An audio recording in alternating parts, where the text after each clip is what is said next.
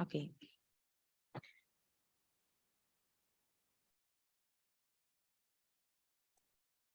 So again, so this is the total project cost for my FS. It's 2.4 billion, lot acquisition cost 16.8 million, site dev cost is 23.5 million. So it's just a quick run through.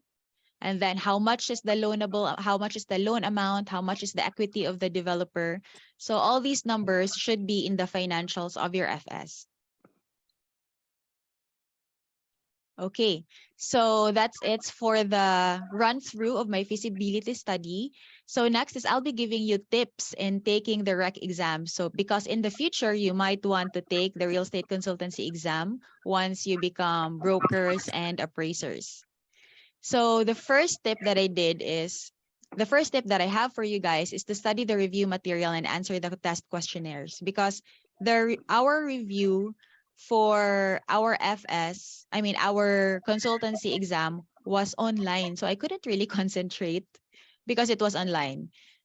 I think I only attended a couple of sessions. So it was online. So I just really relied on the materials that the review center provided to us to study. And you can also do your additional research. Like it's so much easier to study now compared to before because there's Google. Like if there were things that I couldn't really understand, or parang I felt that the materials were lacking in this part, so I would just Google it. You know, there are a lot of things you can find on Google. Google is basically our library now.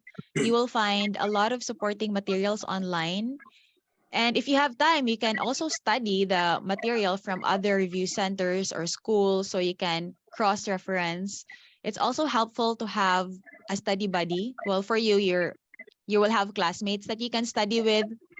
But for us who are already working, sometimes it's harder to find someone to study with because everybody is already busy with, with their own lives, with work, with most of my clients, they're already moms, they have kids, they have a lot of responsibilities. So I was actually able to find someone to study with who was single. So it's good if you have like single study buddies because usually they have more time to spend.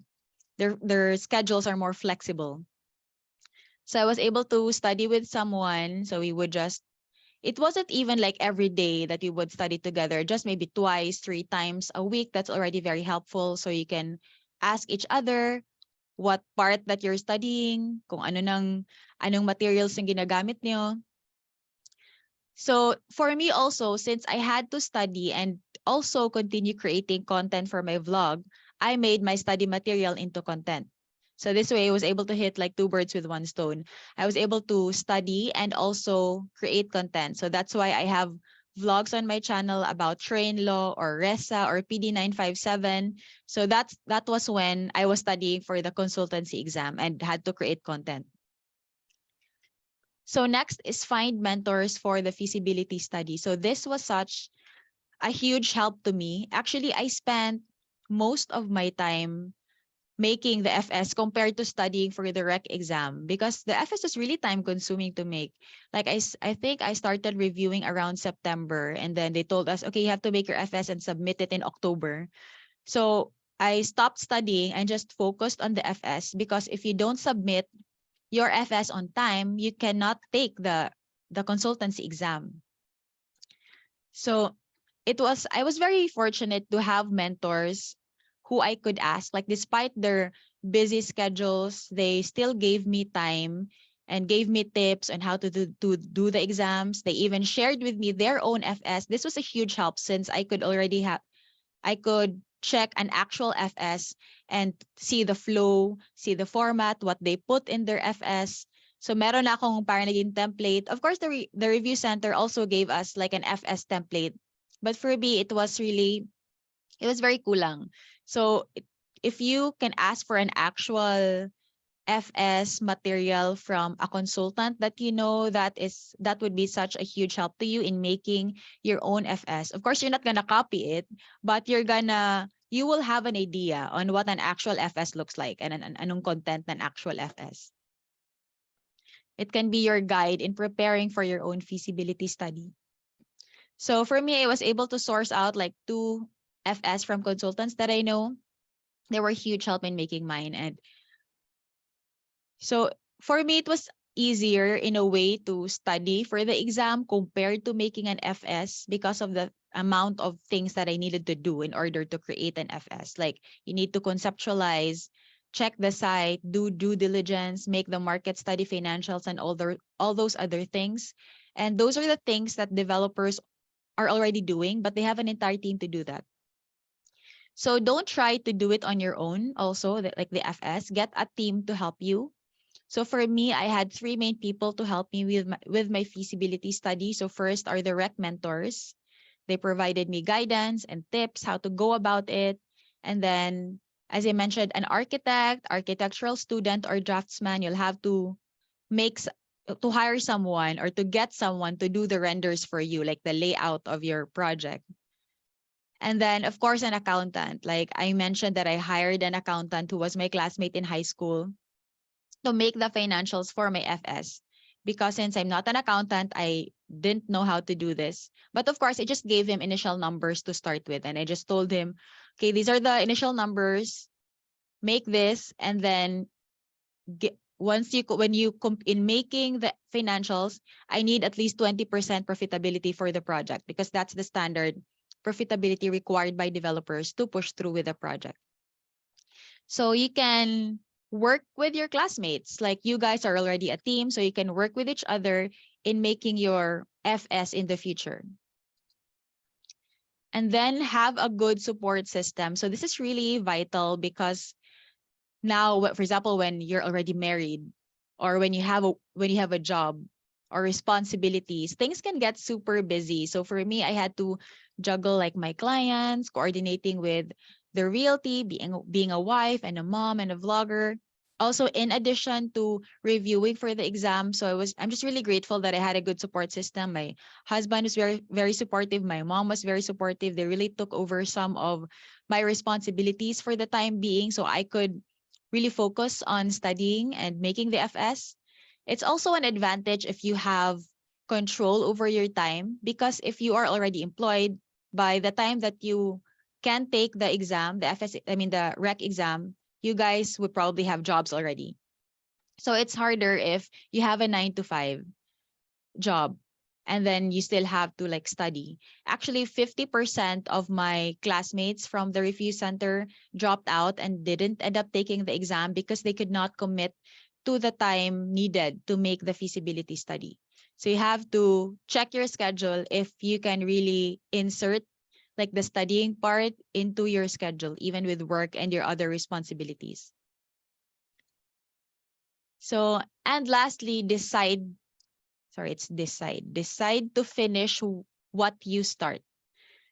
So I'm really careful in saying yes to new projects or endeavors because when I do something, I really want to be able to finish what I start. So when I enrolled with my review center, which was iPre, my mindset was I would really see this through. I would really do my best and finish this. So there were around 60 reviewees at the time, but only half were able to like really submit their FS and take the exam. Because like I mentioned, the reviews, most of them, I think all of them were already working, had families, were busy, and the FS alone was very time consuming to do. So it really took a lot of time and effort. So it's understandable why some couldn't do it, and there's nothing wrong with that. It just means you have other priorities. So you have to assess yourself early on if is this something that I can finish and am I willing to give my time and energy to becoming a consultant? And if the answer is yes, then go do it. And then lastly, tips for the Revalida. So this is a bonus Revalida tips, since this is something that you will need to pass as well to become a consultant. A lot of my classmates or review were, I think, more nervous with the Revalida compared to the exam. So for me, some tips that some of the things that I did to prepare for the Revalida was first, I did a practice run on my presentation. So it was a lot easier for us because it was online. So we went to PRC and they set up like a Zoom for us and we presented our Revalida. We did our Revalida via Zoom. But for the previous consultants, yeah, for the previous examinees, they had to fly to Manila and present in person to the board. So with outfits and everything. But for us, since it was COVID, we were able to just stay in Cagayan and present via Zoom. So I think for me, it became a lot easier since it's easier to present online compared to like an actual presentation. So I prepared by doing a practice run and my presentation. I put the relevant information in my PowerPoint, especially like the numbers part. So I wouldn't forget kasi madaming numbers sa financial. So it's okay kasi to have notes while doing your revalida. And thankfully, I was able to answer the questions that the board asked. Also, they asked practical questions. So you would be able to answer it as long as you know your FS. If you were actually the one who made it, you would be able to answer their questions. Another tip that a consultant, one of the consultants that I knew gave me was be confident in answering questions. So just be confident. I was like, okay, what advice can you give me in passing the rec exam? I mean, in passing the revalida. And she was just like, see, I'm sure you know her, si Ma'am Gigi Roa. So she's one of the OGs also in brokerage and consultancy here in Cagayan. So Ma'am Gigi said, just be confident. Even if you're not sure, just be confident with your answers and it will be fine.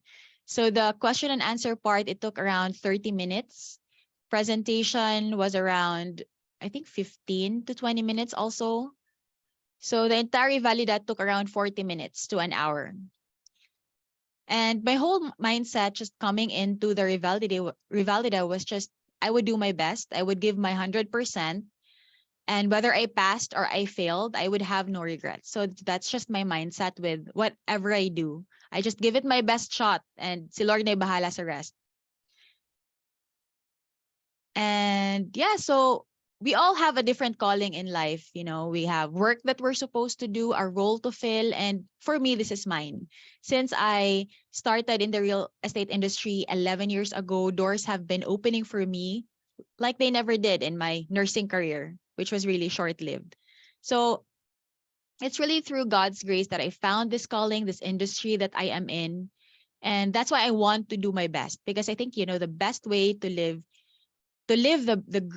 the best life is to just do what you can with what you are given and to do your best with what the Lord has given you right now.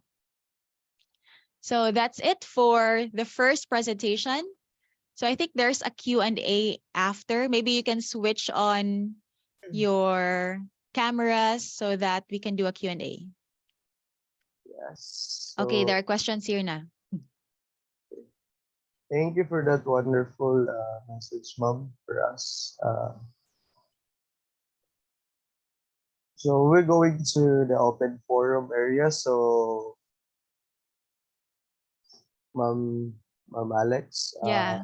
there are some questions that are given. First, by Vanica Chavez, what are the most common mistakes made during a test? Common mistakes. I don't really know what common mistakes people make. Maybe to not start preparing for the FS early on. Siguro, because for us, we don't put it off. Like, don't put off doing your FS. Like, I'll do it next month or I'll do it like later. So when we were given like the go signal to, okay, do your FS already. These are the guidelines. So I did it immediately. I didn't put it off because we had a deadline. So I could not put it off, because if I did not do it immediately, I wouldn't probably had finished it on time. It was really like my FS was really made like dali gito siya. Like I made it like as fast as I could. Like parang I needed to print it already in the afternoon because I needed to submit it already to PRC. And then I was still like writing a lot of things FS ko. So for me, the time given to us was really not enough. But you just do what you can in whatever situation that you're in. So do it as early as possible. And then maybe I don't know what other examinees did. I don't know how they prepare their FS, but don't try to do it alone. Like do it with a team, like get help. Because for me, I knew I was not equipped to make an entire FS on my own. So get a team, or maybe identify first who you need to create a feasibility study and tap those people. Thank you for that. There's another question, ma'am, from Eliza. For us. So, how big was the inflation rate of the cost of housing and the viability of property development? In terms of viability, it will always be viable because we have a shortage of housing here in the Philippines. So the shortage for housing here is 6 million houses. But of course, for developers to make money and not go bankrupt, they have to price the units correctly. So the cost of construction materials went up 100% during the pandemic. So developers now are just taking that increase into consideration in pricing their new projects. So the impact will be, it will just become more expensive for the buyers because the cost will get passed on to the buyers. So that's just how the market works. If there's an increase in materials, then the developer will have increased developmental cost, and that cost will get passed on to the buyer. So they will end up, the property prices will climb higher. So that will be the impact. Okay, thank you for that, ma'am. So, there is another question, ma'am, from Anika. So, what are some books or learning maths related to real estate that you advise us to read? I really love reading books. I've always loved reading books ever since I was young. And one of the books that really led me to real estate was Rich Dad Poor Dad. By Robert Kiyosaki. So I read that back in high school, and because of that book, I learned to, parang it opened my doors to real estate. When I read that book, I was like, oh, real estate seems to be like an exciting and fun industry to be in. So that's what really opened my eyes and made me want to go into the real estate industry. At the time, I wasn't decided yet as to what I would do in the industry. Like, would I like do build and sell, be a builder, or be a broker or an agent, or be an investor? But it was more, it just opened my eyes to the real estate industry, and then moving forward, it just led me there. And then there are a lot of other books as well. I like also the Infinity Game by Simon Sinek. Simon Sinek. It's not related to real estate, but it's related to like life in general. It's about when making decisions, you should make decisions based on long-term, the long-term mindset, like not short-term. So not cut corners, to not sacrifice employees or your customers to make money. So infinity mindset, like I want to do this for like 50 years or more. So that's why I will do it right. So those two books. Thank you for that suggestion, ma'am. So, there's a follow-up question from Anika. So, based on your experience now, ma'am, how different is real estate consultancy from being a broker? I don't really practice as a consultant. So my experience is more on brokerage, but the main difference is for brokers, it's really you're helping buyers or sellers buy or sell property. So you're like a mediator. That's the main work of a broker. Consultants are more of advisors to developers. Like if a developer comes in, for example, in Cagayan de Oro, and they don't know the market, they can hire a consultant to do an FS for them. Like, will this project work? What do you think? So more on advisors to developers on the projects that they'll be doing. Imo project din ng Intalio Flats, ma'am? Yeah, that's what I used, but it's not my FS. I mean, that's the property that I used. Wow. I see. I asked for permission from the developers to use that project. I mean, that property for the project.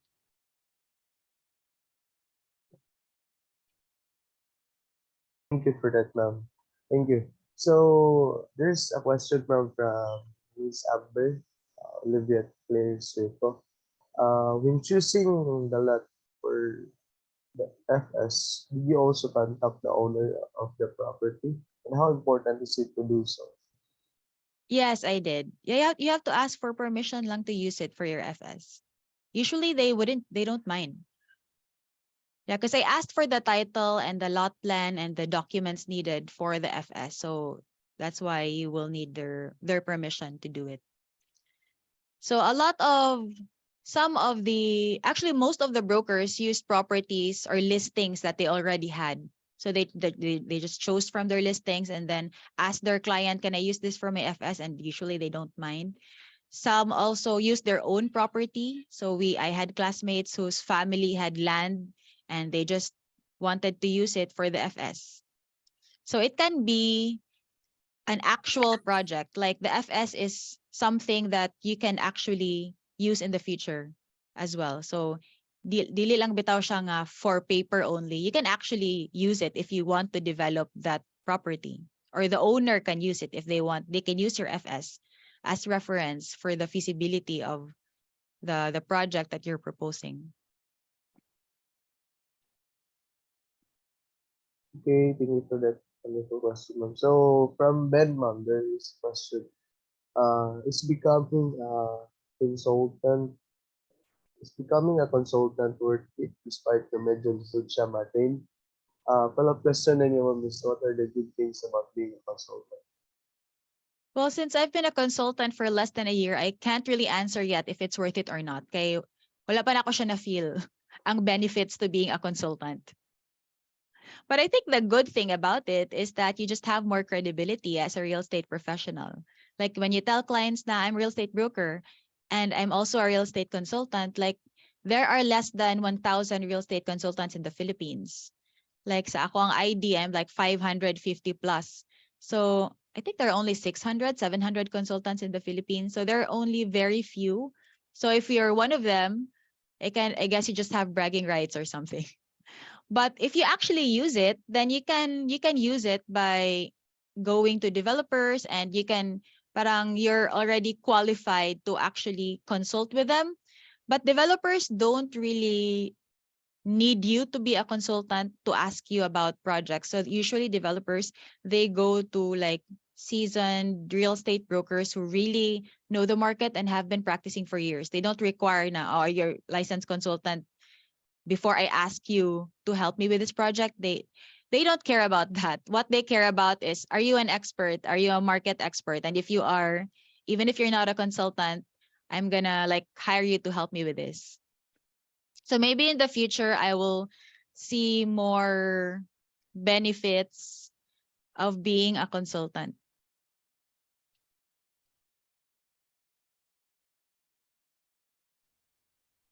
Okay, thank you for that, ma'am. So now my question, ma'am, personally.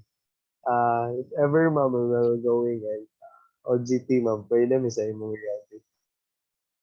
Yeah, sure. Just let me know. Kinsa ang gusto mag-OJT. We actually had a lot of OJTs from Xavier before.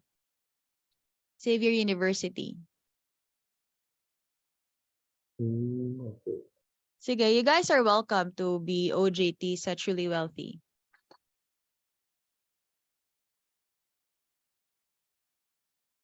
Thank you so much, ma'am, for that answers that you've given.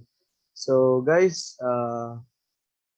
if na po may questions, please raise your voice.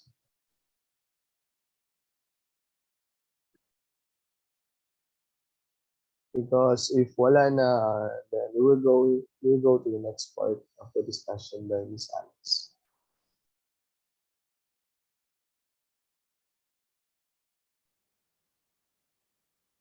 Okay, let's proceed.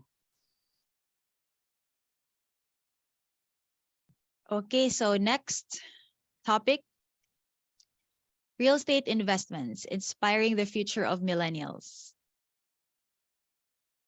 So this is one of my favorite quotes. The best investment on earth is earth itself, because they're really not making more of it, right? There are actually a lot of investment vehicles that you can use to grow your wealth and net worth. We have paper assets like stocks, bonds, mutual funds, traditional businesses, and real estate. So my husband and I, we invest in all three. We have investments in the stock market, in mutual funds. We put up traditional businesses. We had like gaming cafes before and coffee shop. But our favorite is real estate because it's what we know best and it's very stable. We've been in this industry for like a decade and we understand how the market works already, how to grow our money in real estate. But in order for you to grow your wealth, since you're still very young, you need to start with one thing first, and that's personal finance. You need to be able to understand how money flows and manage what you have in order to make it grow.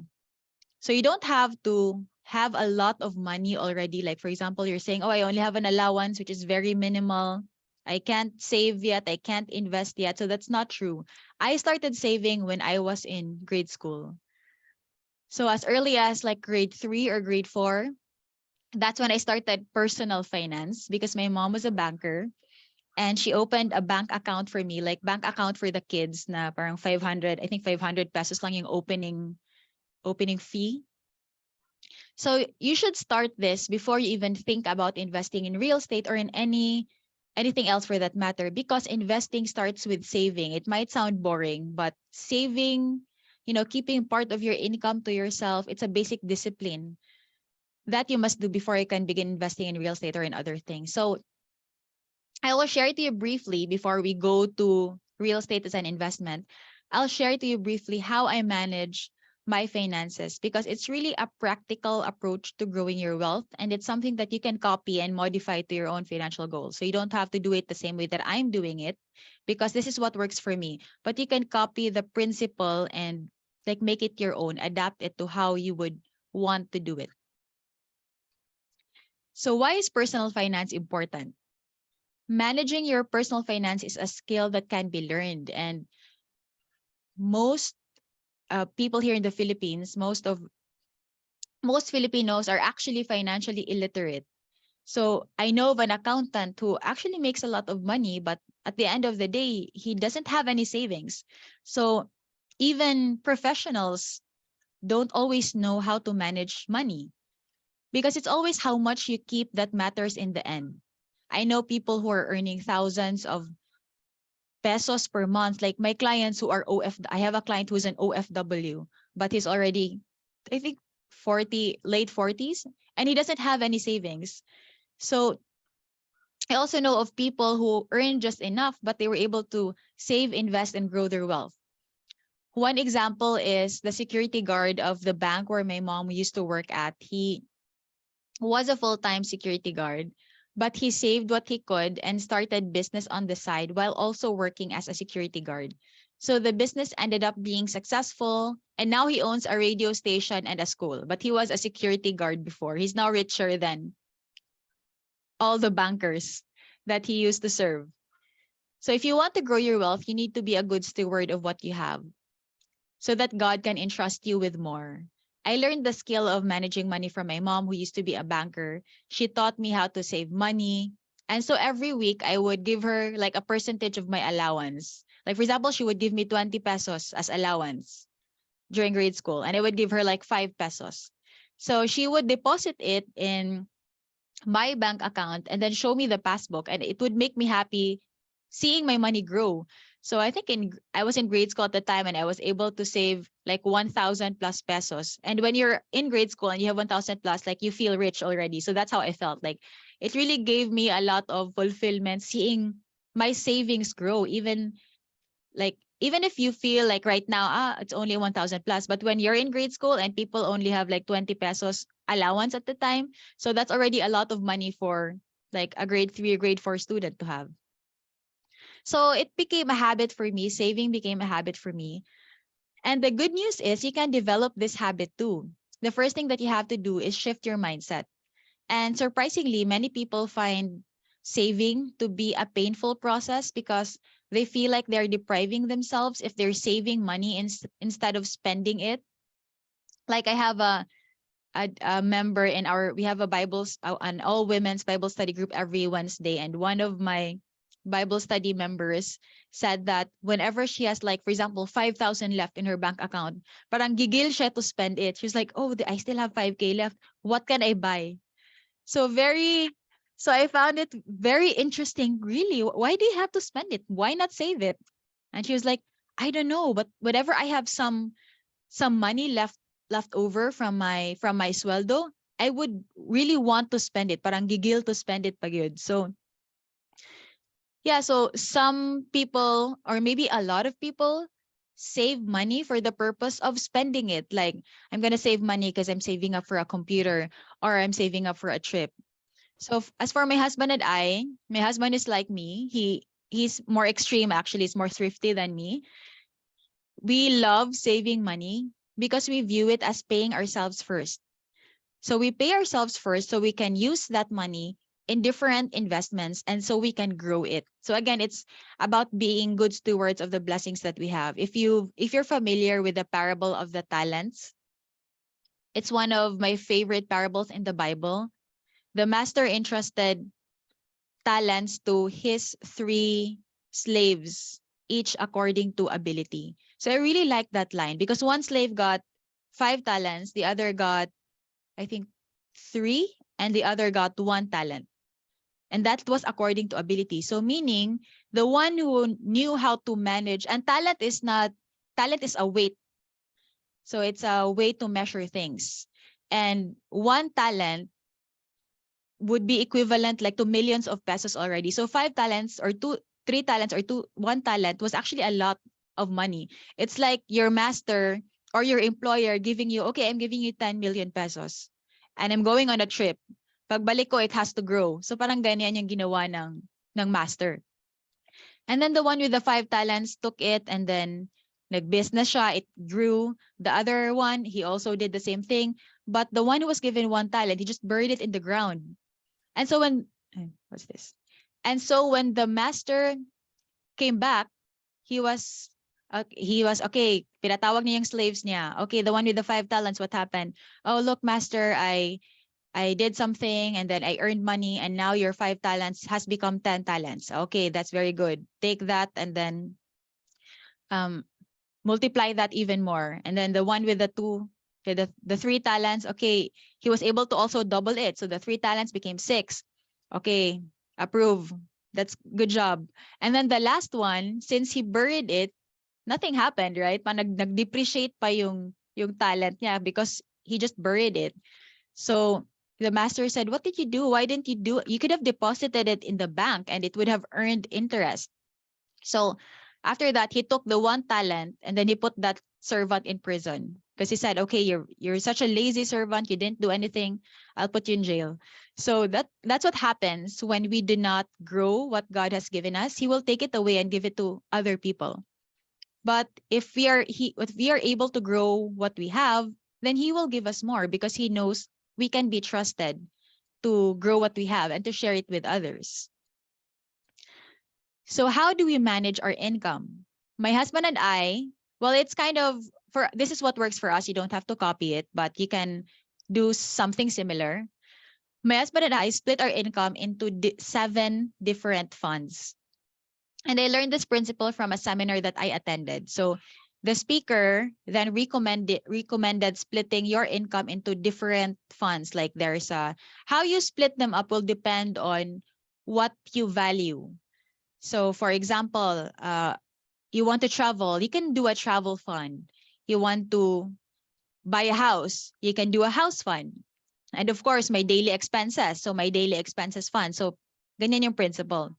So for us, since we use one bank to manage all our funds, but we have separate accounts for each fund.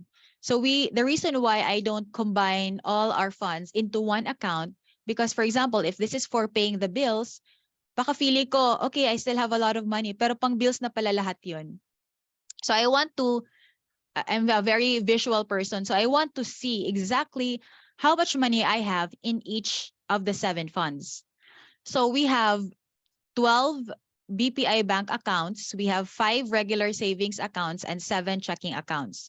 So I only started actually with 1 savings account and 1 checking account.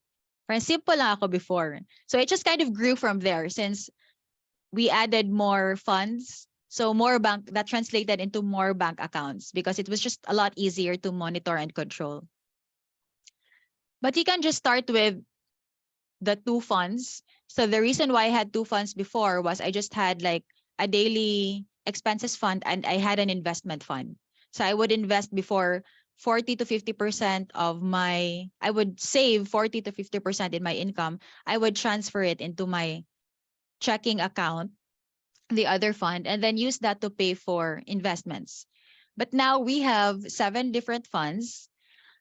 Our personal fund is 30%. So we spend 30% of our income on our daily needs like house bills, utilities, whenever we want to eat out, like coffee. If I want to buy stuff, I want to go shopping, so I get it from the personal fund. And then we have a business fund, which is 20%. So since this is separate from the realty. The realty also has its own fund. This is like personal. Because I have my own videographer, I have an executive assistant. So we have to pay them salary every month, right? So para we need to make sure that we are able to pay them. So that's why we set up a business fund for like our employees and other business expenses. And then we save 30% of our income in our investment fund.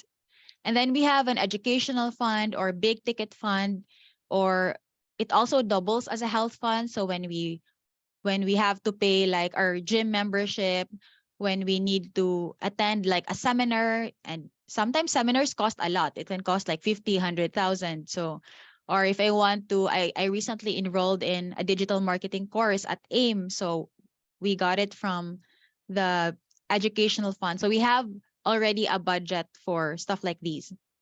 Also, it's a big ticket fund. Like, for example, if we want to go on vacation and we have to spend like 50,000 for this vacation.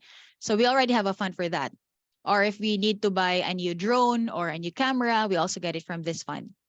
So the educational big ticket fund, it doesn't really have recurring monthly expense, but parang big time yung expenses niya. Because whenever we need to buy a big ticket item, we have to let this fund accumulate until we are able to afford it. And then, of course, we tithe 10% of our income. And then we have a different fund for the tax and our mortgage. So it's, yeah, expense fund. These 2 are variable.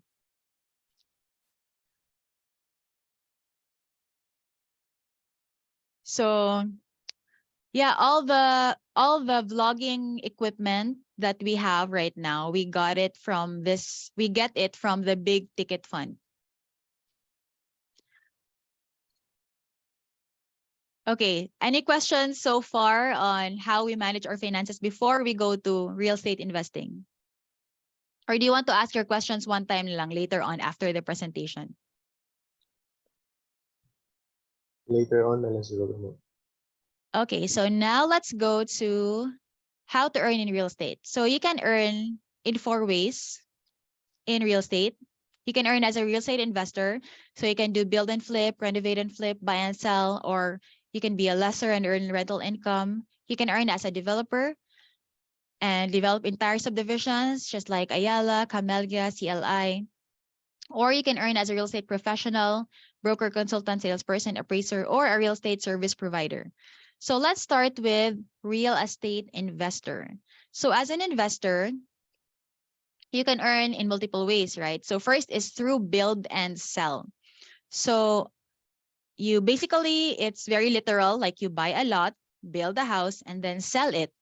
The key here is to buy a lot that is priced competitively, and then try to keep the building costs as low as possible without sacrificing on the quality of your home, so you can sell it at a competitive price.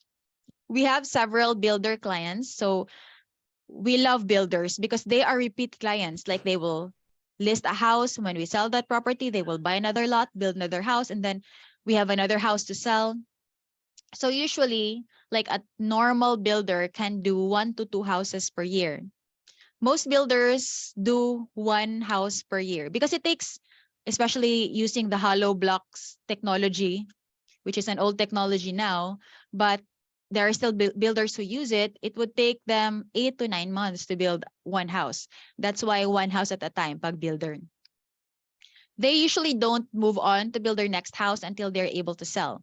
But there are some builders that they build 3 houses at the same time because your costs will go lower if you are able to build multiple houses. But of course, you just need more money to do that.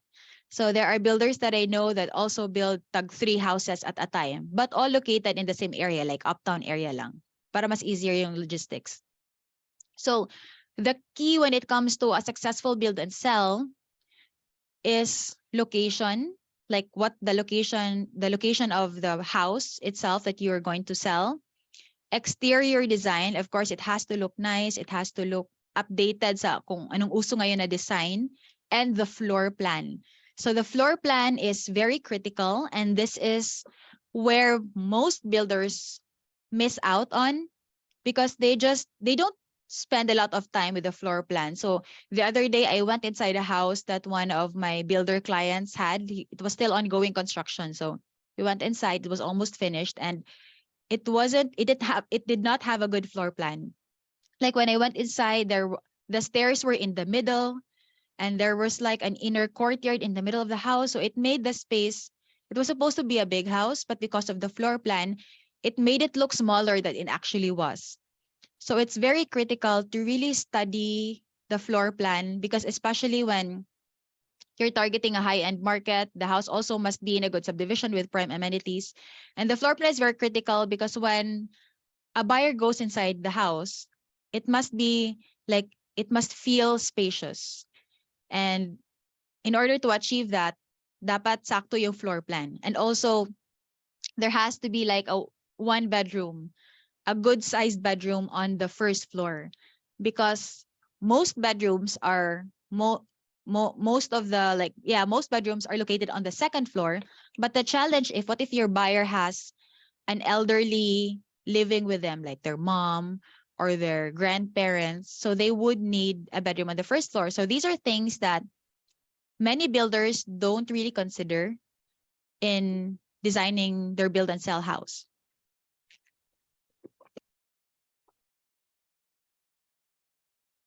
So yeah, the bedrooms has to be good sized bedrooms, large kitchen, bedroom on the first floor. So these are the things that builders need to consider.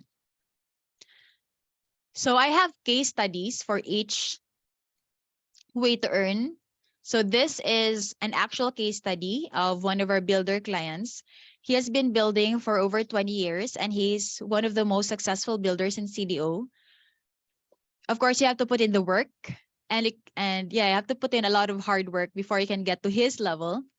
So he's very experienced already. He knows what the market wants. And because of the years of experience that he has, he actually pre-sells houses now. Like for example, when he buys a lot and creates this design for his house, parang design pa lang, it will get sold already because he's already a very well-known builder and he has a good track record of building quality houses.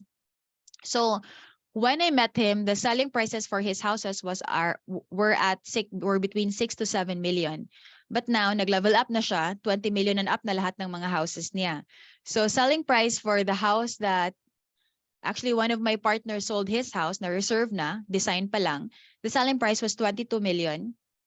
Lot acquisition cost was 3.750. Construction cost is 9 million. So broker's fee, that's actually the biggest expense that builders have, the broker's fee, because it's 5%. Broker's fee is 1.1 million. Total investment is 13.8. So his profit for this house is 8 million. So the bigger the total contract price, the bigger the profit, because usually for builders, the profit is almost 50%.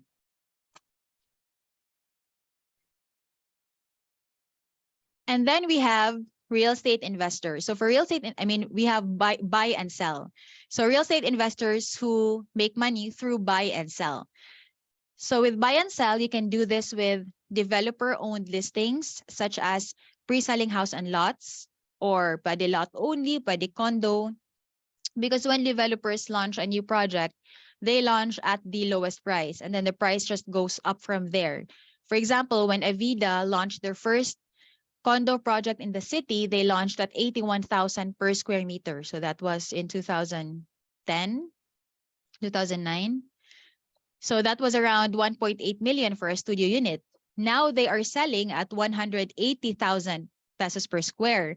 So the studio unit before that cost 1.8, 3.5 to 3.9 na ngayon. Actually in Aspira, it's already 200,000 per square. So the studio unit now is selling at 4 million.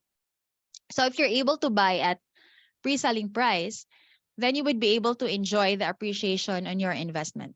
So for example, it's the same case as lots in saver estates. 5 years ago, the lots here were selling at, no, in Ventura, siguro mga 8 years ago, the lots there were selling at 7,000 per square. Now they're selling at 18 to 20,000 per square. So the thing with buy and sell is you can really make money, but it takes a lot of time because you usually have to hold your property for 3 to 5 years, at least 3 years, to enjoy good appreciation in your investment. So if you prefer to earn faster, like build and sell or renovate and flip is a faster way to earn, as turnaround time is a lot faster. So 3 months lang to a year, you can already sell the house that you built or the house that you renovated. So here's a case study for buy and sell. A Vista Verde lot. So this is not my deal, but it's the transaction of a good friend of mine. She's one of the top agents in Cagayan de Oro. So, of course, if you're in real estate, you want to put your money back in real estate, right? So since she already earns a lot through brokerage, she was able to invest in a lot in Vista Verde. So she got a 216 square meter lot with a purchase price of 11,000 per square meter. So she purchased it at 2.3. And then after a couple of months, she was able to sell it at 17,000 per square. So she was able to profit 1.2 million. So you have to be in the real estate industry for a long time before you can make a judgment on whether this is a good deal or not. Or you can get a good broker. Like you can ask them, is this property a good deal? And then if yes, usually lots kasi yung gusto niyang i-invest. Yung my friend, my agent friend who's like a veteran seller already. So she usually buys lots uptown if it's a good price. A good price uptown would be less than 15,000 per square. And then in a couple of months, usually, kasi if you were able to buy it at a good price, you can sell it. You don't have to wait 3 years kasi good price na yung pagbili mo. So in her case, for this lot in Vista Verde, she was able to sell it again after just a few months of holding the property. So the advantage, if you are a broker or an agent with already a lot of clients, it's really not hard to just resell the properties that you bought because you already have a client base. So her profit is 1.2 million for this property. And then another case study. So this is, all these case studies are actual examples. So this is Fresno Ridge lot. This was bought by one of our ninongs. So we offered this lot to him because he lives in Fresno. So this is near his house, but it's a really great lot because it has a big area, 366 square meters, and it's a rich lot. Like you can hear the river from the lot. You can like merong view from the property because it's a rich lot. So this was a foreclosed property. He was only able to get it at 9.8 per square. So super bagsak presyo talaga. 9.8 per square at 3.5. And the market price for this property is already at 15,000 per square meter. So if he hasn't sold this lot yet because I think he plans to build on it. He wants to build a new house here.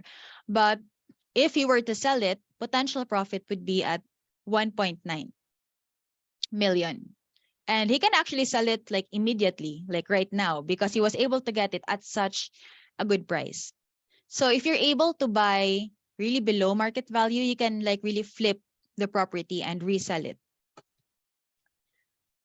And then this one, this is a property that we bought in A Brown. This is located in Teakwood Crest. So we were able to get it pre-selling price at only 10,000 per square. So they launched Teakwood Crest in March of 2022. So we got it at 1.5 million or 10,000 per square. And then we actually only invested in a lot here because of the equity. The equity was only 4,000 per month. So it was like, okay, it's something that we can just pay without really thinking about it. So that's why we invested. And also A Brown has this track record of having really good appreciation for their projects. Like for example, Savior Estates 20 years ago was only selling at 2,000 per square, but now it's 20,000. So maganda talaga si A Brown magdevelop. So now, just a few weeks after we reserved this lot, the price already increased to 14 to 15,000 per square meter. So now it's at 14 to 15K. So if we were to sell this property, the potential profit would be 600,000, and in just a couple of months. We haven't sold it yet because land development hasn't even begun. Like if you go to the site, there's nothing happening there yet. I think they will start land developing next year.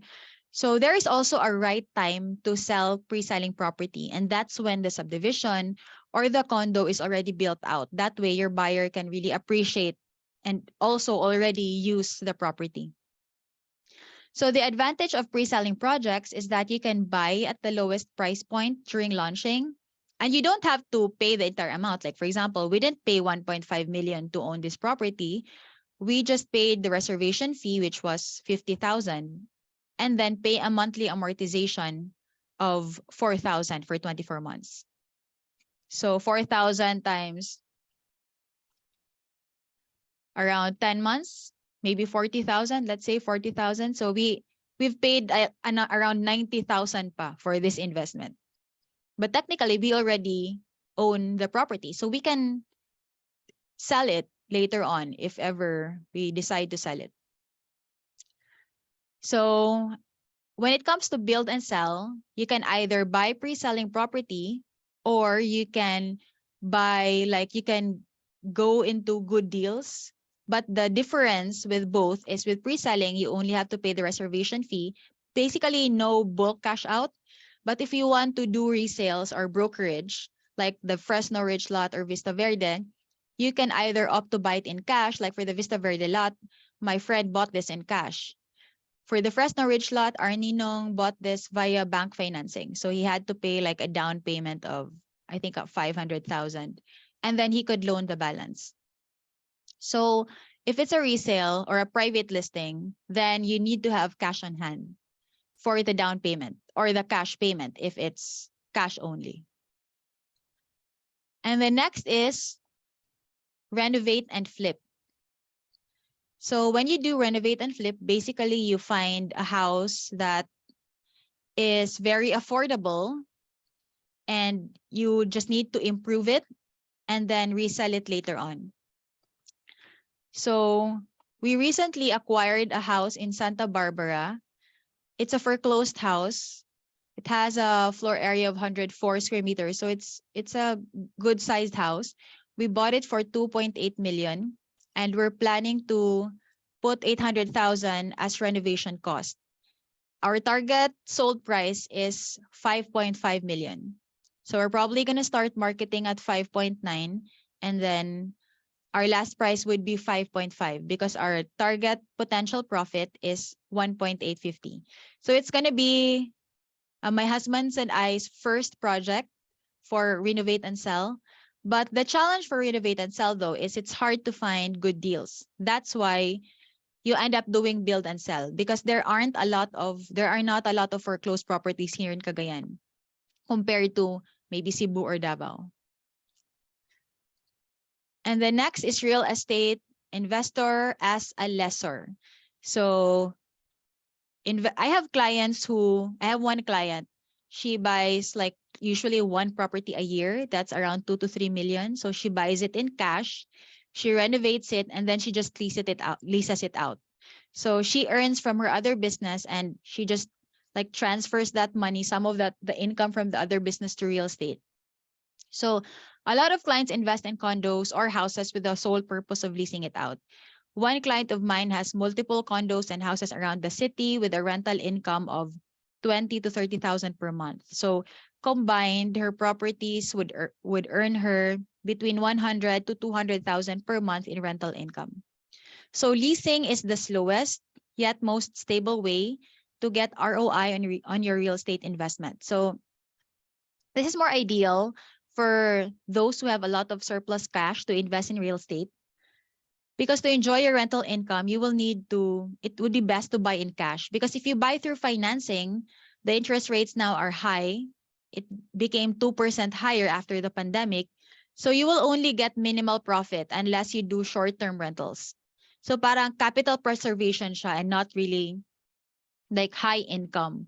Unless you own a lot of property that's already paid for. But if naka-mortgage yung mga properties nyo, it will just be self-liquidating. So another way to think about it, okay, I'm not going to be the one paying for it. My renter will pay for the mortgage. So basically your property will end up paying for itself and versus you having to shell out money for the property. Anyway, you can earn still through, aside from rental income, you can earn through property appreciation. For leasing as a way to earn through real estate, I would recommend it more to those who are maybe 40, 50s. But if you're young, it would be faster to like do build and sell, renovate and flip, because you would get your profit and your investment back faster. Kasi matagal if you're gonna be renting it out. Matagal yung ROI. But it's also still a good business. So let me give you a case study. So we bought a unit in Aspira Towers a few years ago. So we bought it at 3 million, but this unit now is actually worth 4 million if you buy it from the developer. But we actually even bought this at a high price already. Like we should have gotten a condo unit at 2 million or maybe 2.5. 3 for us is already a bit high. But anyway, we just plan to maybe not sell it, but just lease it out. So it still has not been turned over to us. The turnover is next year. So our loanable amount is 2.6 million. Monthly mortgage is 22,000 per month. So we're planning to maybe rent it out on a daily basis. So the daily rate for a studio unit is 1,800. Let's say it gets rented for 20 days. The income would be 36,000 per month. Less the mortgage, electricity, water, condo dues, the net income would be about 7,500 per month. Okay, next way to earn through real estate is as a developer. So a real estate developer is a company who buys and develops houses, buildings, condos, and land in order to sell them and make a profit. So there are already a lot of national and local developers in Cagayan. They have several projects here like Ayala, Vista Land, CLI, Abraham Pueblo, Wecom, to name a few.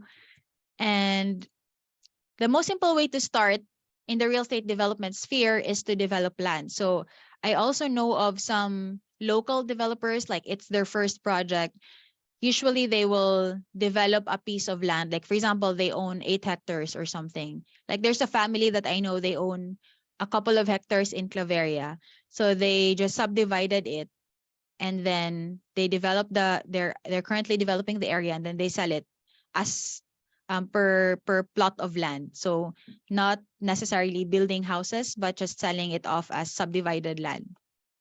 Because it's going to be easier compared to if you had to handle construction. So if it's your first project as a developer, then most developers start with land. Of course, real estate development there's a lot of work that's involved in real estate development because there are so many things that you have to look at. You have to get like tons of permits, license to sell, there's project conceptualization. So you need a huge team and you need money to be a real estate developer because you cannot loan usually developers get developmental loans at the bank. If it's your first project, if you're a new developer, it will take take you a longer time to be accredited because banks, of course, will screen you as the borrower. And also, you will need around 20 to 30% equity. So you will need to actually put up money. So for example, if the cost to build like one project is 100 million, you will need 20% of that because the banks will not loan the entire amount. For example, CLI's project in Velmiro has a total inventory of 2 billion. The target profit of developers is 20%. So their profit should be around 400 million for that project. And then lastly is, no, third to the last, real estate professional. So I'm sure you're already familiar with this. I won't be like discussing this for long. There are 5 types of real estate professionals: appraisers, assessors, consultants, brokers, and agents.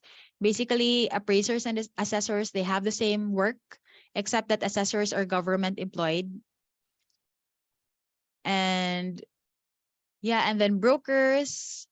So, well, my favorite is broker and agent because I've been a broker for the past 11 years. And out of these 5,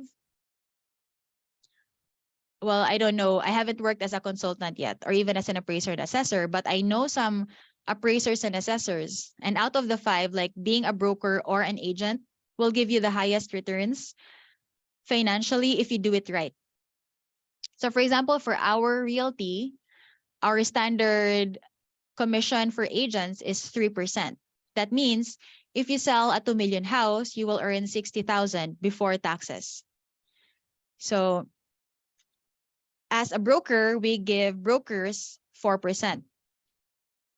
Of course, there's still taxes to be paid. So real estate is really an exciting business to be in. I just love it and everything that it has to offer, especially now that I have a daughter who is 3. So if you're a mom, you will want to spend more time with your family.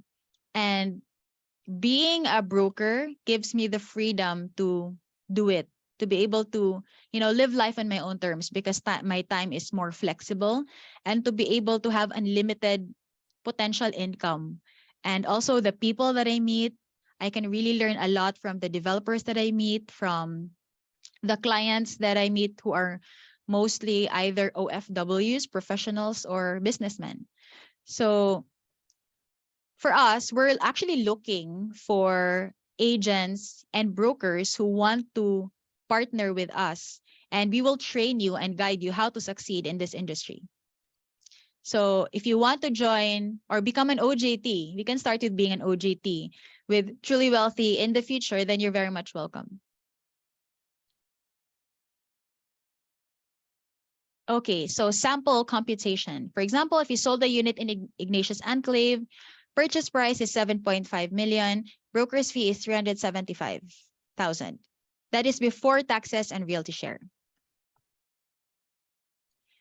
So other ways to earn as a broker is you can sell. There are actually 4 ways that we earn in our realty. So we sell personal sales, build a team. So we also have a team that we are handling. So we also are focusing on building a team because I don't want to, although I love real estate, I don't want to sell forever, right? Or I want to have the freedom to be able to choose if, okay, I want to work today or I don't want to work today. So in order to do that, in order to have the freedom to basically do what I want, we need to have leverage. And building a team will give you that leverage. Even if I'm not working, there's a team working for me. And the next is when you refer to other real estate suppliers or builders, they will actually also give you like usually 5%. And then when you refer banks, for example, if your client gets a house and lot in Ignatius Enclave, you get 5% or 4%. And then that client will get a home loan from, for example, China Bank. China Bank will give you a referral fee. So usually bank referral fees are between 0.5% to 1% of the loanable amount. So this is an extra way that we earn as well because a lot of clients buy houses via bank financing. So I'm the one who like refers them to the bank and helps them in processing their home loan. And then for every referral, I get a percentage of the loan amount. And then other service providers, contractor, architect, interior designer, engineer. So they're also our partners in this business. So I have like a list of these professionals that I recommend to my clients. Like if they look for an architect or a contractor, so I already have people who I can recommend and refer to them. So, and that's the end of my presentation. There are many ways that you can earn in real estate. The key is to just dive into the space and learn all you can about it, save, and then you can start investing. So invest your time first before you invest your money.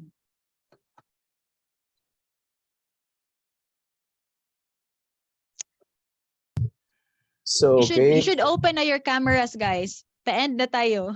Yes, yes, yes.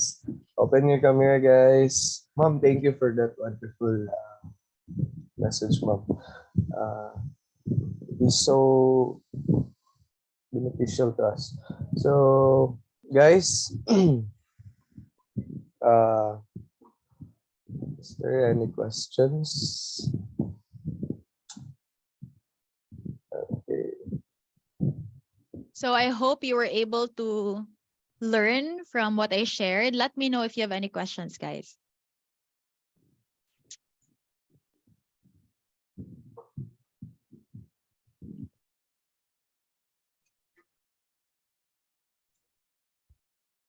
Hi, Miss Alex. I have a question.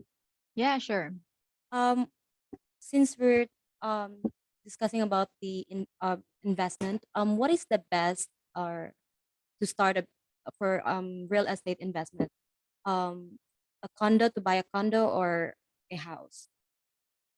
What is the purpose of Like you investing in a condo or house? Like, will you use it? Will you rent it out? invest yes, investing real estate rentals.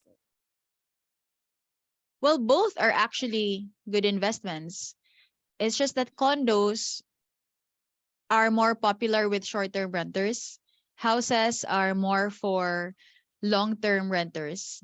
And it also depends on the location. Like, for example, if it's located uptown, then it will it will rent out faster.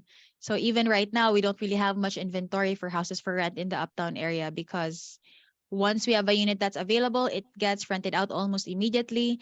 And mostly renters, they stay for an average of 3 to 5 years. Although some renters rent for only a year or two, especially those renters that are building their own house, but most renters, they stay for a long time. So it depends on, I guess, what your investment strategy would be. Like if you want to go more for long-term rentals or you're okay with short-term rentals, because short-term rentals let you earn more because you charge daily, but it's also more work for you. So if you have the time, if you have someone who can manage that, then it's okay to go with condos and short-term rentals. But if you don't have if you don't have someone who can like manage your unit for you, or if you don't have the time to do it, then long-term rentals would be more ideal.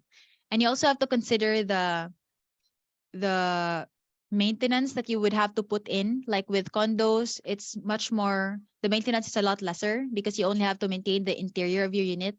But if you buy a house and lot, you would have to maintain everything, including like the roofing and exterior part of the house. So houses are more expensive to maintain. So I guess you just have to make a computation. Okay. And second question, ma'am. What are Yeah. what are millennials should things to consider in investing real estate? One thing to consider is, are you ready to invest in real estate? Because it's a long-term investment. So when you buy a house or a condo, you have to pay the equity. Usually equity is between 12 to 36 months. So will you be able to sustain paying for the equity within that time frame?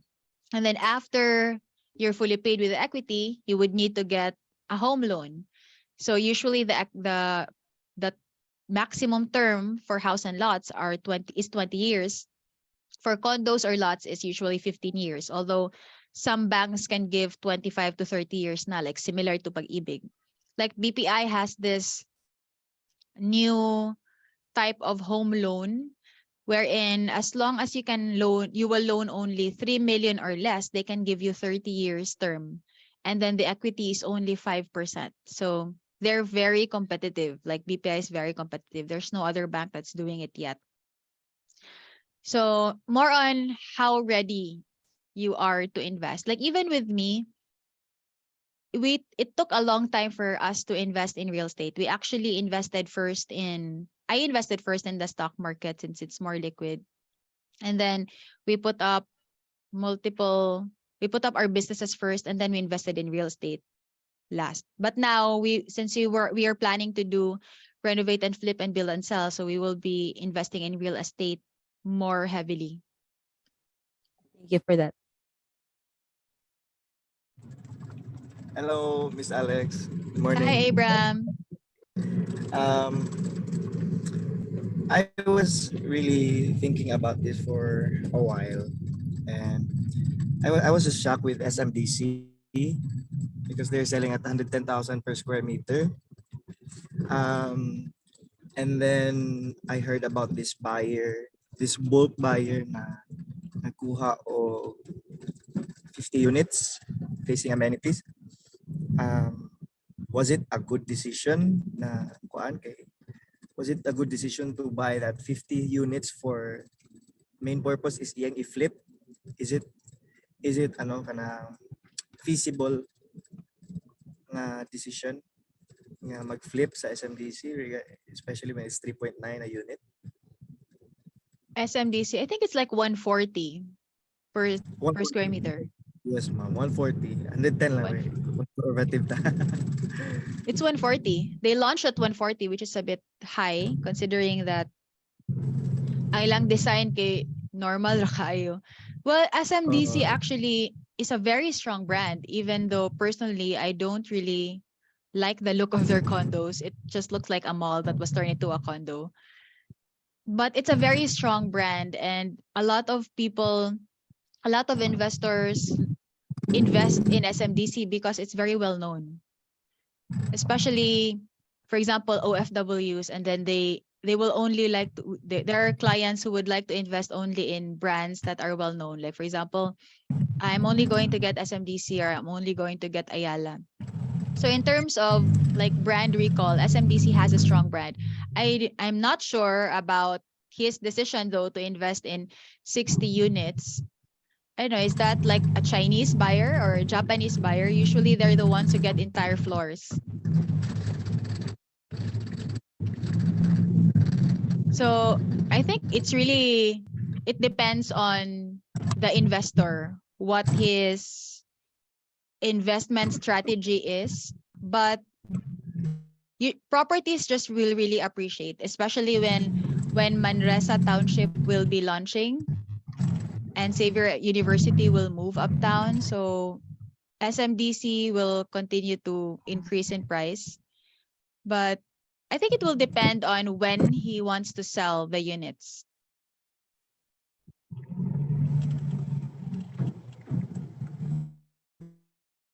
So my question, ma'am, is it feasible i-flip siya at that high price na by market for it? So, is it safe pa sa kuan kanang nga i-flip siya ring yun yan nga Well, na iya style. he can flip it, but the ideal time to flip it would be once the subdivision is built out.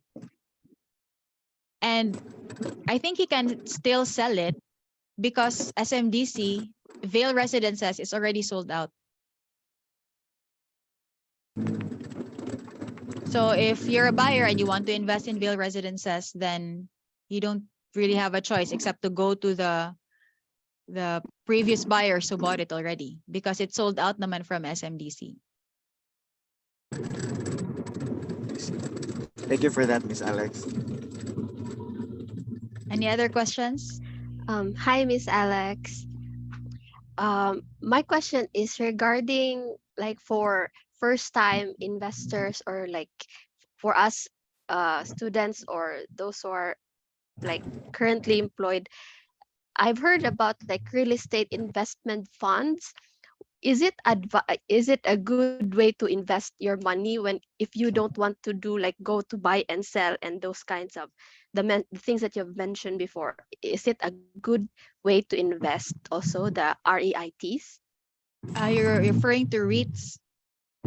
Yeah, I think REITs are a good investment. You just have to check like the company that you are investing in. But the companies that have REITs in the Philippines are all big companies. Like we invested in Ayala REIT during its uh when it first opened to investors during its launch. So we have Arit stocks and it's actually doing well. I haven't checked how it's doing right now since the stock market is generally not doing well, but a couple of months after we invested in Arit, it was doing okay. So Arit is generally, I think, a stable investment because of the way that it works. Because with Arit, they give 90% of their profit back to the shareholders. And the properties that the developer or that the company puts in REITs are income producing properties. Like they usually REIT their commercial buildings that are already 98 to 100% occupied.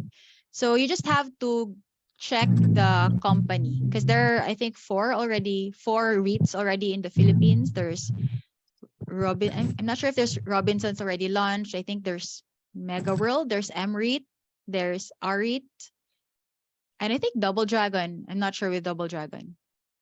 But I think go with the more stable companies that have been in the industry longer. Double Dragon is fairly new. So I would choose Arit or Mega World. Thank you, Miss Alex. Hey, ma'am. I have a question, Hi. ma'am. What is the best way to invest, ma'am, when it comes to financial matters, ma'am? Should we invest in our own money or should we seek financial support by financing company? What do you mean by financing companies? Like For example, ma'am, banks? yes, ma'am, kan example, you want to buy a house. Unsay best way mag-purchase of house? Own money ba or kanang is it okay pud nga mag-consider as kanang mga financing company kanang mga banks, pag-ibig ana ma'am? Well, if you have the cash to purchase a house in cash, then you can do it. But if there are actually several ways that you can buy property. There are different types of financing schemes available. So we have cash, deferred cash, bank financing. Some developers can do in-house, but not a lot of developers do in-house. So for us, we prefer financing for now, but we want to pay it off as soon as possible because we don't want to like spend all our cash to purchase one property because we want to use it to invest in other types of businesses. So it depends on your financial status. Like if you can pay in cash, then you can do that. Like I have a client who just buys property in cash because she doesn't like getting home loans because she already has a lot of loans because of her business. So with real estate, she only buys it in cash because she's capable of doing it. But if you were maybe a new investor or you just started working, then you can also do financing. Anyway, you can pay off your home loan whenever you want. So it's not like you're locked in for 15 years, even if the term is 15 years. You can pay it off at any time. So for example, you have cash by next year to pay it off, then you can pay off the entire amount, or you can also do advance payments. Okay, ma'am. Thank you, ma'am. Good morning, Ma'am Alex. Pwede mga tana. Yes. Hi, Johnny. How popular is the in a small apartment building like ma'am for leasing like 5 or 10 rooms of apartment in Cagayan de Oro right now, or it is not yet popular yet for potential investment for a leaser, ma'am? It depends on the location. So if the apartment is located in highly populated areas, like for example, or near schools. Like for example, in Nazareth, there are a lot of apartments there, and they usually get filled up because it's near a lot of universities like Xavier or Pilgrim. So the location will matter. So it has to be somewhere where there are a lot of students or a lot of workers, so that you will already have a target market for your potential renters.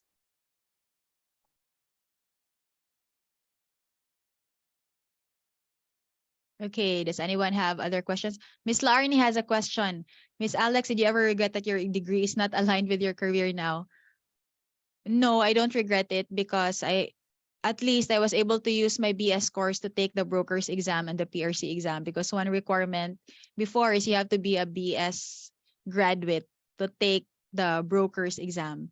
And the decision that I made then made the most sense to me at the time, because I was really planning to like go abroad, and nursing was very uso at the time. So I was planning to go abroad and really work as a nurse. So that's why I took up nursing. But then after graduation, I think 2 years after, I found real estate. So I decided to not go abroad and just stay here in the Philippines, because I could earn the same income abroad compared to here. Like when you go abroad, you earn maybe my clients earn between 200 to $500,000 per month. I mean pesos per month. So that's the average for maybe a nurse. Most of them are nurses. So between starting pay of nurses abroad would be around 200,000 pesos. And if you go up in rank, like you become a supervisor or something, you end up earning more. I even have a client who earns like 1 million per month, and she's a nurse, but mataas na yung rank niya. So if you work for money, then you can really earn a lot as a nurse. But for me, I only have one life, so I want to spend it doing what I love. And that is real estate. So you have to find what you love to do, and because what you love, you will spend a lot of time on. Even if it's hard, you won't quit. So you will just continue to improve in that area. So another thing that I love is sales and marketing. So I really enjoy learning about it. Like I do a lot of research about social media, about YouTube, about all these social media platforms like TikTok. I actually downloaded TikTok before the pandemic, when the people posting there were like 7-year-olds. Now it has become a more mature platform. So these are the things that I enjoy learning about. And before I didn't know much about it, but now because I studied a lot, I know a little bit more. So just focus on what you enjoy, and you will become better and better and better at it. Once 10 years have passed, you will become an expert at whatever you've been doing. Okay, any other questions?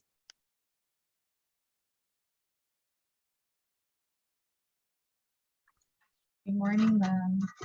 Good morning.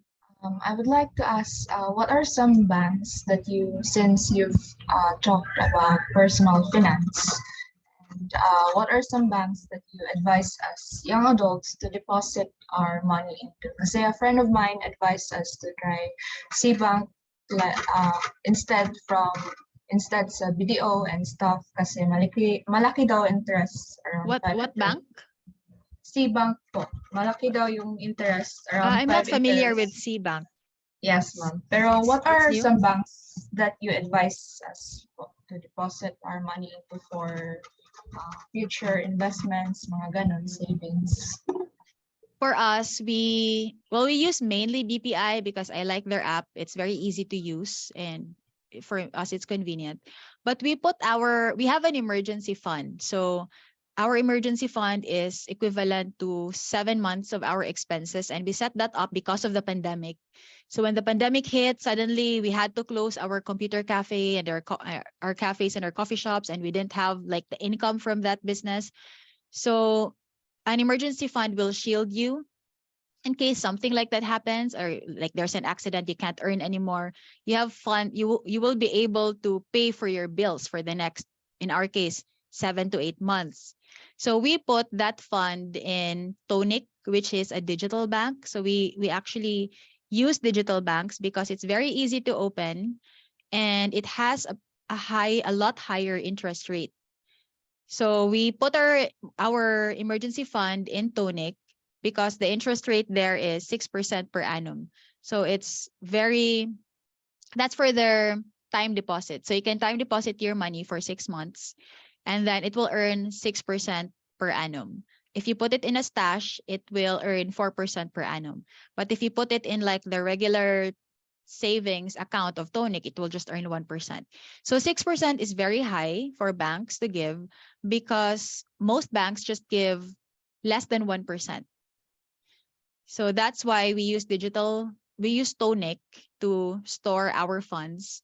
But we try to keep it also below 500,000 because that's the PDIC insured and Tonic is a new bank. So if something happens, at least we'll be able to get the 500,000 back because that's the insurance that or the maximum amount that they will refund you in case anything happens.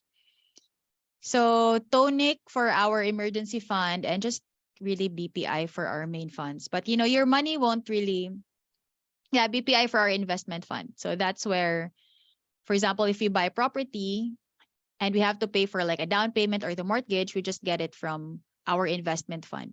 So we have a separate account already for that for our investments. But once we have something we want to buy, then we already have like the money for it to pay for it. Okay, ma'am. Thank you. Sige, next question.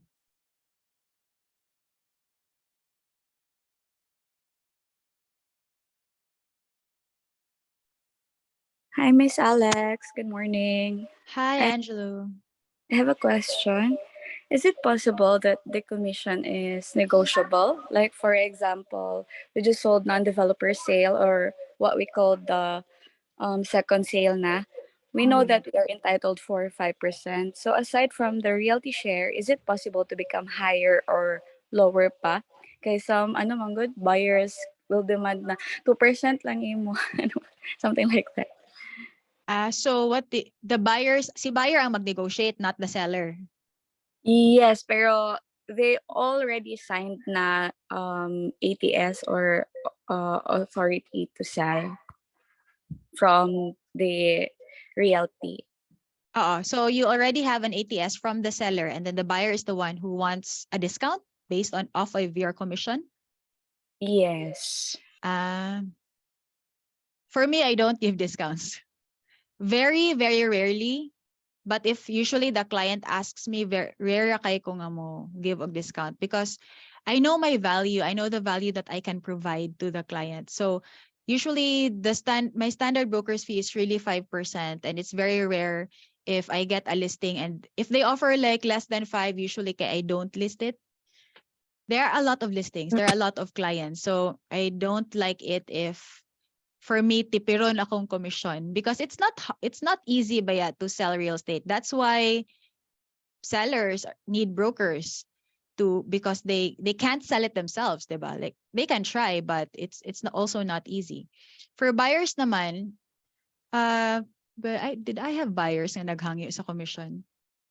I think there were a few, but usually the negotiation manggod, once it's closed already. So for example, if there's this property selling at a certain price and then I tell the buyer nga, okay, this is the price. And then si buyer, they will usually make an offer. So for example, if the property is let's say 10 million and then they offer, okay, our offer is 9 million. So silang duha ni seller ang mag-negotiate and out naman ang broker ana. Basta kay my agreement with the seller is whatever is the sold price, I will get a 5% broker's fee. Yes, what can we do, Miss Alex, if kaila di ay si buyer and owner and then late na sila negotiate sa price without considering the agent. Some things like That's why dili siya ideal nga mag-direct ang buyer and ang seller gyud.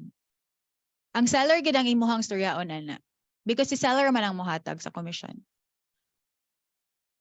So, si seller should always consider the broker's fee in giving the last price.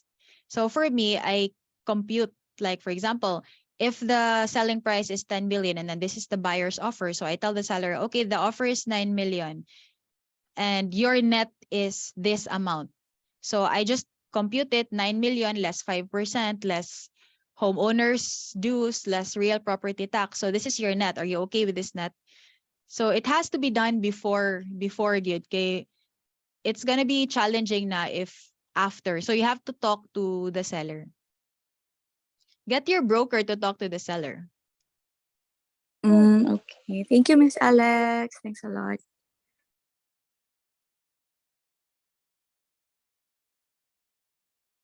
So Ben has a question. How is a realty established, ma'am, or what does it take to create a company like yours? Well, before we just got an attorney to process everything.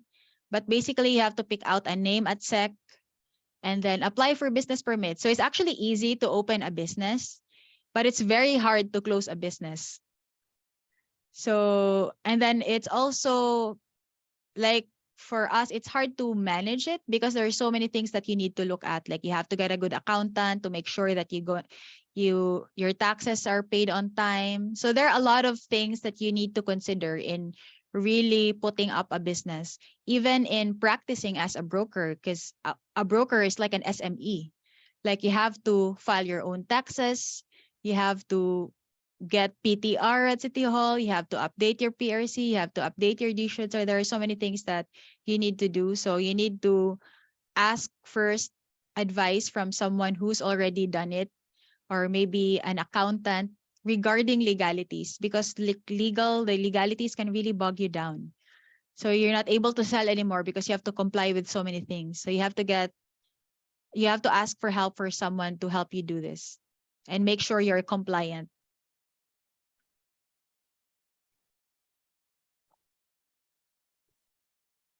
Sige, maybe last question?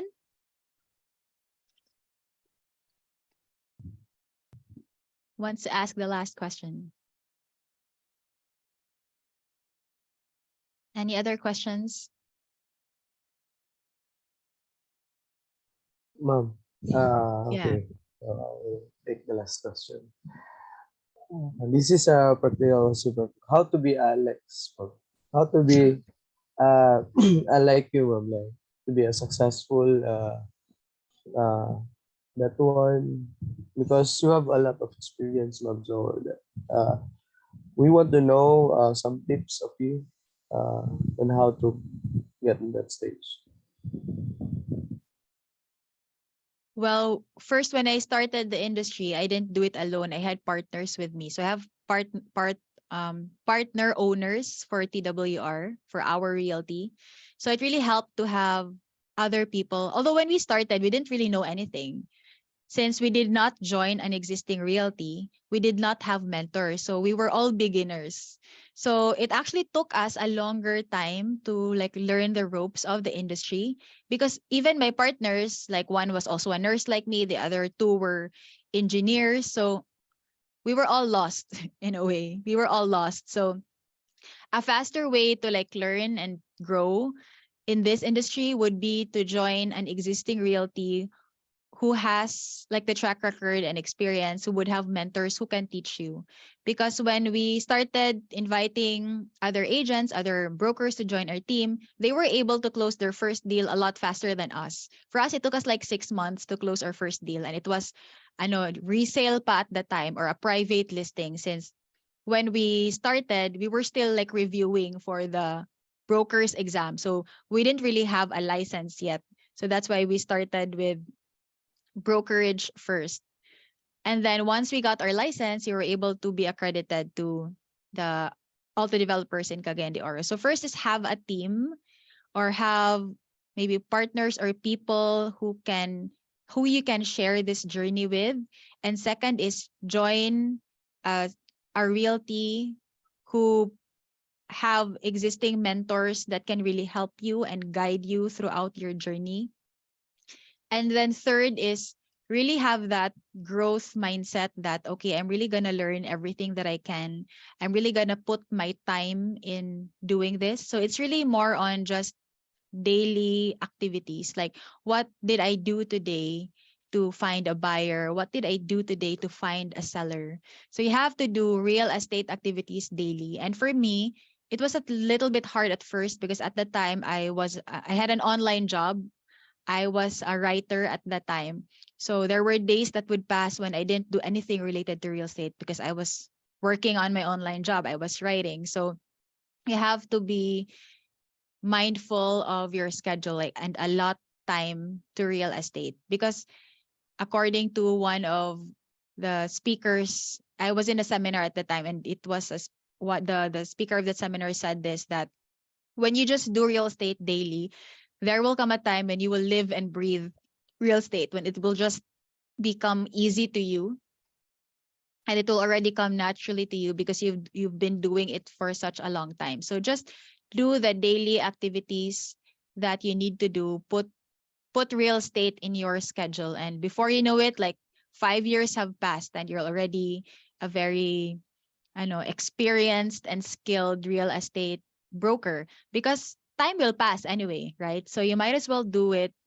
You might as well spend time doing something that is important to you and build your expertise in one area. But of course, you're young. You can actually experiment. Like, you can do different things. If you're not yet sure that real estate is your field or your career, you can try other things. I did the same thing. Like, I tried doing this, I tried doing that, I tried managing we had a business in Iligan, so I tried that for a year. I tried doing other things, but it was more on short term lang. Like, after 3 months or 6 months, parang feel ko, okay, this is not for me. I'm gonna quit. So you have to also realize when to quit early, para you can move on and really find the space that you want to be in. So when I started with the real estate industry, parang I did not stop na. I've been when I started when I was 23 or 24 when I started practicing, and then after that I didn't look back anymore. So I just continued on. And that's how you grow your brand, you grow your expertise by really doing things consistently. And then you will just improve because of the amount of time and effort you spend doing it. Then of course you will improve and your skills will level up and you will grow as an agent or as a broker. Okay. Thank you for that answer, ma'am. So it's our pleasure, ma'am, to hear from you those answers that really has an impact in our future paths that we've taken. So we'll go to the key takeaways. So first,